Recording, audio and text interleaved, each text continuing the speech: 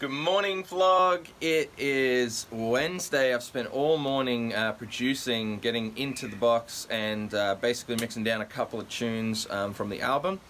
Today I'm going to talk album stuff, my thoughts on where I'm currently at and where I'm taking things and how you can adapt your own work to bring in an album or try and, set goals for an album, something like that. Anything. I'm going to talk album today. This is my comfy shirt. Excuse the fact that it's pretty hideous on me. It's just one of those shirts that you wear for a very long time in the studio and don't wash and gets just comfy and smelly and in that kind of place. So that's this shirt. Sorry, but I've been producing.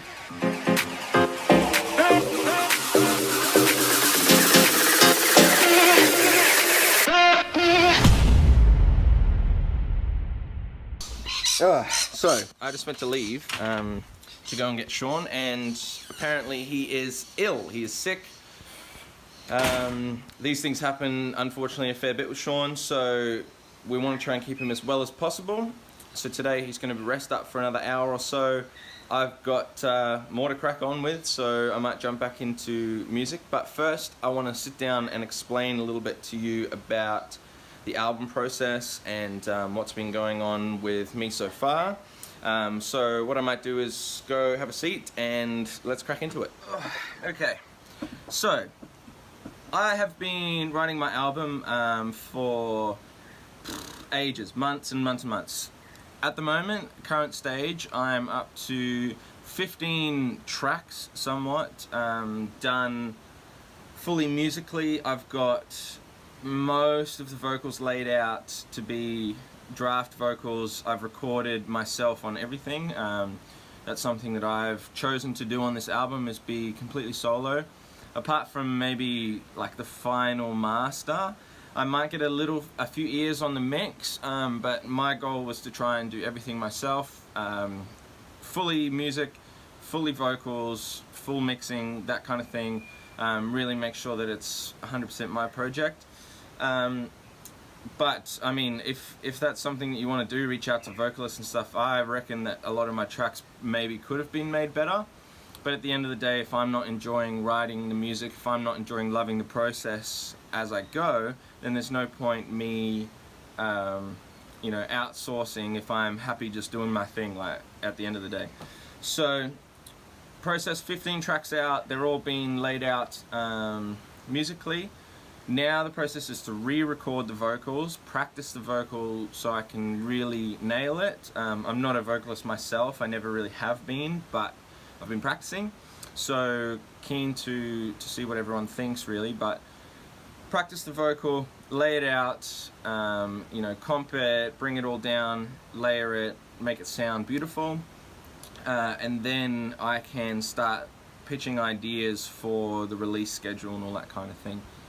Now, there's two ways that I'm thinking about going about it. The first is obviously independently. I've done pretty much most of my stuff independently, and I like doing that because, again, it's all on my own. I don't necessarily care about reach or money or any of this kind of stuff. I just care about making the music and being in the studio and doing that kind of thing. So the actual final part of it has never really interested me. But if I want to make a career out of this, it's a really smart move to get my head around the business side, the marketing side, advertising, getting it to somebody who can really put it in the right hands. So that's the second option, is to kind of maybe pitch it out to a few people that I've got in mind and see where we can go from there. So you'll find how that goes along the way as I keep you updated.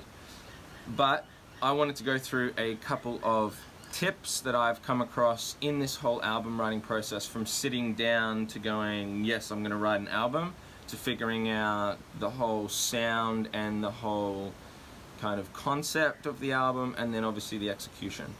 Tip one is the initial idea of creating an album. Do not sit down and create an album if you have not already thought about your direction as an artist, as a whole vision, as a whole process. If you have no idea where you're going and you just sort of go, let's write an album, you're really just writing, a bunch of individual tracks that don't correlate with each other and don't have a similar goal. So for instance, my whole kind of sound has been redeveloped over my years of jazz playing, and then obviously into the clubs, DJing, house music, bass house music, that kind of thing. Hip hop influenced me so much. So bringing all those influences together, I knew that I wanted to bring parts of me and my influences through this album. So it's very jazzy and funky, but it's also very dark and spiritual. It's also very loving, caring, positive in the same way. So that whole idea encompasses me and my vision, and that's something I thought about hard before hitting the studio for the album. The other thing that I thought about starting prior to starting the album was my audience. So the audience, like I said to you before, I've not really thought about the end product and not really cared who listened or if anybody listened at all. But it's important to think about your audience in a way that you can convey a message. So right now in the world, we're all undergoing a very emotional, spiritual kind of uprising, finding connection back with meaning and purpose in our lives as the youth coming up. For me, this album was very much directed at that, common ideas, common goals, common all these things that we're all thinking about at the moment, and what I'm sort of seeing for the future. It's important to think about that. Tip number 2, how to find your sound. I spoke a little bit about that before, but use influences, be yourself.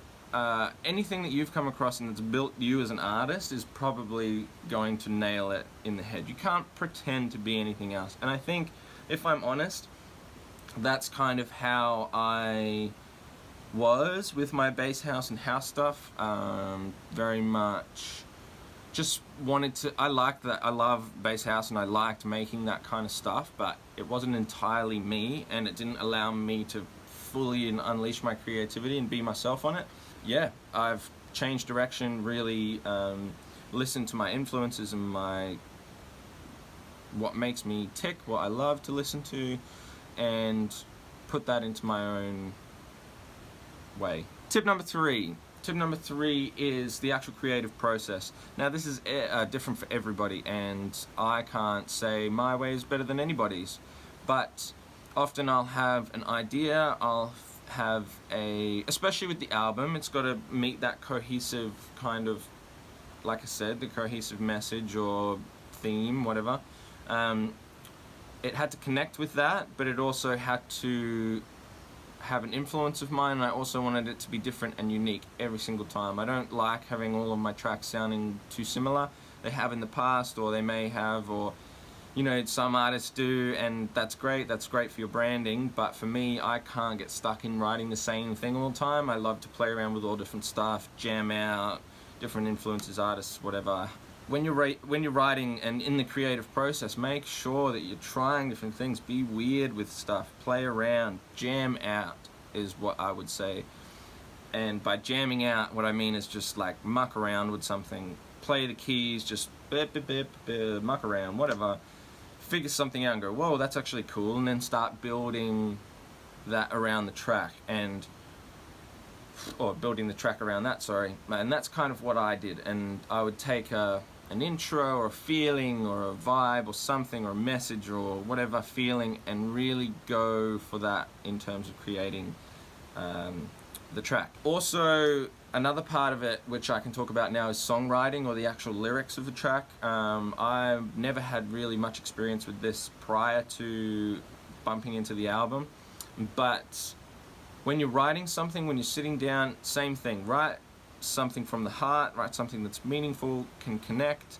In saying that, there's like number ones out there which have possibly 3 lines or 3 words, and they're the most terrible words ever and all these kinds of things, but they're still at number 1. So this isn't the be all and end all, but if you want to connect with somebody on an emotional, spiritual level in a big way, you've got to provide meaning. You've got to provide meaning that mimics and emulates what the music is playing, and it's got to be in the right place. It has to fit. It has to be worked in together. There's no point having a vocal that just sounds completely different that's really happy, for example, and the track's really dark and sad, so there's no point doing that. I thought personally that I was going to struggle with songwriting, but it came so naturally. I had the idea in my head straight away. Often, and I've heard this from lots of engineers as well, vocal engineers, recording artists, whatever, they often do what's called like 10-15 minute like dry warm-up thing, or a jam out session, where they'll just go in the booth, play the song on repeat for sort of 10-15 minutes and just hum and mock out all these ideas.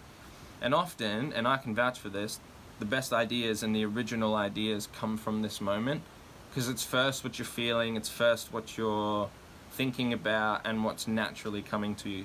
So if you can get something out in those first 10-15, then most likely the whole track's going to sort of come together in that idea space. Anyway, that's kind of it. I've covered a whole bunch of stuff, blabbed. This is just what's on my mind at the moment. This is how I'm thinking about what I'm writing for the album, how I'm processing the whole journey. And if you guys have any questions, if you have any thoughts, helpful hints, give me a comment, and let's talk about it, because it's really cool to share knowledge. Otherwise, thanks very much for dragging out and listening to this whole album thing, and I'll see you again for another video very soon. Ciao.